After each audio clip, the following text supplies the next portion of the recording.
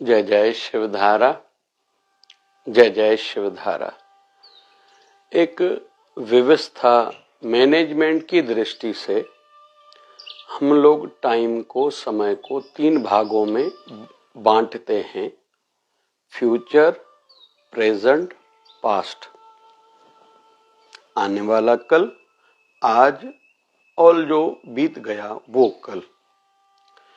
फिर हम लोग जो कर्म करते हैं, जैसे आज हम लोग सोच रहे हैं आने वाले कल के लिए, फ्यूचर भविष्य के लिए, तो कल फिर हम लोग उस बात को कहेंगे कि कल मैंने सोचा था, तो कल वो आज हो जाएगा। फिर एक दिन और दिन के बाद हम लोग कहेंगे कल मैंने ये किया था।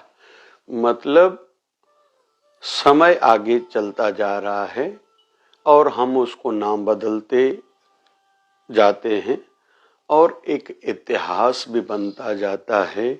एक कर्म का लेखा चोखा, एक कर्म का अकाउंट भी बनता जाता है, जिसका फल हमें ही भुगतना होगा। वो कर्म हमने जैसे कि या तो सुख मिलेगा या दुख मिलेगा, या यश या अपयश, या हानि या लाभ, या प्रसन्नता या चिंता, फिर अंत अच्छा या खराब, फिर परलोक अच्छा या खराब। तो हम लोग जो भी कर्म करेंगे वो बीज है हमारी सोच का। हमने जो सोचा वो किया, जो किया उसका फल मिलेगा। और ये नियम सभी के लिए है, साधु हो, संसारी हो, बालक हो, वृद्ध हो, पुरुष हो, नारी हो, ये सभी के लिए नियम है। तो हम लोग अक्सर देखते हैं कि हम खुद ही कहते हैं, यार कुछ समय पहले मैंने ये जो डिसीजन, निर्णय लिया था वो सही नहीं था, मुझे सोच समझ कर निर्णय लेना चाहिए था, मुझे सोच समझ कर बोलना चाहिए था, मुझे सोच समझ कर ही करना चाहिए था। अगर उस समय मैं खुद को संभाल लेता और समझ के काम करता तो शायद इतनी कठिनाइयां मुझे झेलनी नहीं पड़ती थी। या मैंने पास्ट में, गुजरे हुए टाइम में जो एक अच्छा काम किया, आज मन को याद करके ही अच्छा लगता है, मन खुश होता है, ऐसे लगता है आशीर्वाद है मुझे मिल रही है, मैंने कोई ऐसा बड़ा काम किया है।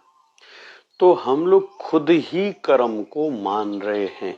फिर आज के कर्म के संदर्भ में हम क्यों नहीं सिंसियर होते, क्यों नहीं उसको आधार बना के हम लोग निर्णय लेते, ये भी एक सोचने का विषय है। जैसे हम लोग थोड़ा महाभारत की ओर चलते हैं। महाभारत के हर पात्र से हमें बहुत सीखने को मिलता है।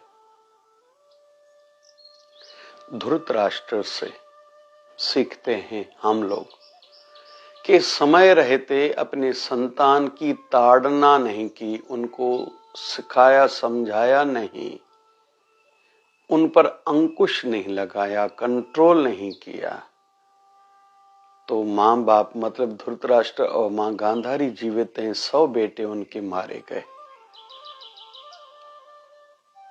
हम लोग देखते हैं मामा शकुनी की ओर। दुर्योधन का एडवाइजर है, मार्गदर्शक है।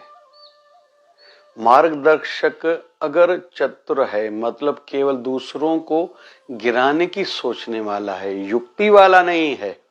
एक होता है युक्ति वाला, दूसरा होता है चतुर। चतुर मतलब मेरा स्वार्थ सिद्ध हो, भले दूसरे का नुकसान होता है तो हो। दूसरी होती है युक्तियां, मेरा भला हो लेकिन दूसरे को नुकसान न हो, मुझे खुशी मिले लेकिन दूसरे को उससे दुख न पहुंचे, मेरा फायदा हो लेकिन दूसरे का नुकसान न हो। तो शकुनी जैसा एडवाइजर रखना, सलाहकार रखना अच्छा नहीं है। फिर हम लोग देखते हैं धर्मराज युधिष्ठिर को, धर्म पर अड़ा हुआ है, डटा हुआ है, तो उनकी जीत होती है और शरीर सहित ही वो स्वर्ग भी जाते हैं। फिर दुर्योधन की सोच को देखते हैं। उनको 2 विकल्प दिए गए थे कि महाभारत की युद्ध में तुम्हें केवल ठाकुर जी निहत थे, कोई हथियार नहीं उठाएंगे, केवल रथ चलाएंगे, वो चाहिए या नारायण यक्षोनी सेना चाहिए? तो उस समय दुर्योधन ने गलत डिसीजन लिया था। मतलब बाहर का ऐश्वर्य शक्ति आदि को देखा था कि मुझे सेना चाहिए, ठाकुर जी नहीं चाहिए, अंदर ही अंदर में सोचा होगा। लेकिन वहीं पांडव कहते हैं हमें तो केवल ठाकुर जी ही चाहिए, हमें ठाकुर जी का ऐश्वर्य नहीं चाहिए, शक्ति नहीं चाहिए, मतलब उनका जो भी साधन है सुख का, मुझे वो नहीं, ठाकुर जी। और ठाकुर जी निहत ही होंगे, बोले हम भी यही चाहते हैं, भले केवल रथ चलाएं, मतलब वहां लेके चलें जहां जाने से हमारा भला है, वहां ना हमें लेके जाएं जहां हमारा जाने में नुकसान होने वाला है।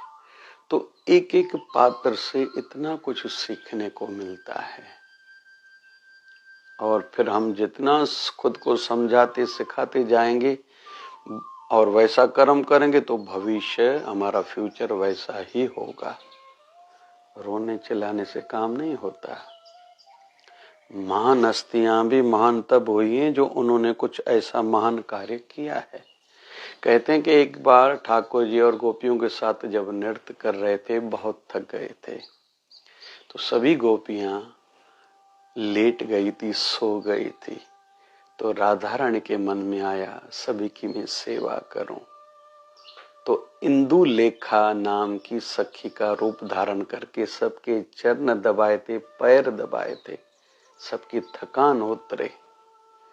और जब इंदु लेखा का नंबर आया था तो राधा रानी जी ने दूसरा रूप धारण करके उनकी भी सेवा की थी।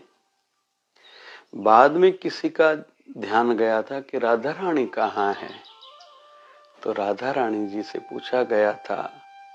तब राधा रानी ने कहा था मुझे सेवा का अवसर मिला, मैंने देखा क्यों न उस अवसर का लाभ मैं लूं, यह सोच के मैंने सबके पैर दबाए। तो कुल मिला के महान भी वो होता है जिसकी महान सोच है, फिर महान सोच के साथ महान कार्य भी करते हैं, केवल सोचते नहीं हैं। यह जरूर हम सबको ध्यान में रखना चाहिए। और जैसे हमारे घर के बुजुर्ग हैं या हमारे इर्द गिर्द में किसी दुखी के संदर्भ हम सुनते हैं, करने में देरी नहीं करें। वो आशीर्वाद के रूप में, सुख के रूप में, प्रभु प्रसन्नता के रूप में आगे वो हमें फल मिलने वाला ही है, यह कभी भी भूलना नहीं चाहिए। और आयु बढ़ने के साथ में केवल प्रभु का हूं, प्रभु मेरे हैं, मैं किसी का नहीं, कोई मेरा नहीं। इन चार बातों को ध्यान में रखना ही पड़ेगा और समय समय का सदुपयोग करें। जैसे बसंत पंचमी आती है, मतलब बसंत ऋतु शुरू हुई, सृष्टि का सृजन भी इसी दिन से हुआ था। माँ सरस्वती की पूजा करनी रहती है, जिससे विवेक शक्ति, निर्णय शक्ति हमारे मजबूत हो, वाणी कंठ सिद्ध हो। और विद्यार्थियों को उस दिन, नए बालक को अगर विद्या प्राप्त करानी सिखानी है, मतलब स्कूल में भेजना है, उसी दिन भेजना चाहिए। और साथ साथ में एम एम एम ओम सरस्वती नमः, ओम सरस्वती नमः, ओम सरस्वती नमः मंत्र का जप करते हुए माँ सरस्वती की पूजा करनी चाहिए, आशीर्वाद प्राप्त करना चाहिए। तो कुल मिला के जो भी दिन आए, कोई त्योहार आए या जो भी सामने अवसर बनाए, पूरा पूरा लाभ प्राप्त करें। विवेक की आंखें खुली हुई होनी चाहिए, क्योंकि हमारा ही कर्म हमारा फल रूप भी बनेगा और इतिहास भी बनेगा। हम ही कहेंगे उस समय मुझे ये करना चाहिए था, मैंने नहीं किया, मुझे ऐसा नहीं बोलना चाहिए था लेकिन मैंने बोल दिया, जिसके कारण ये तकलीफ हो रही है।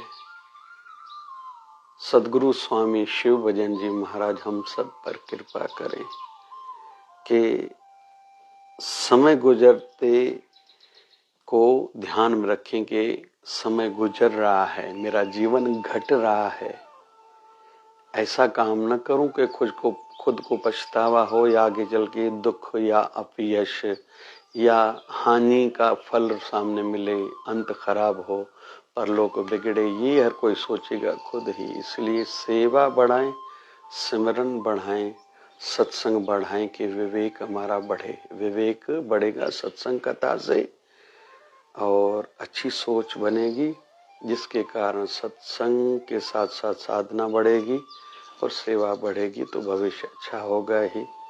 जय जय शिवधारा, जय जय शिवधारा।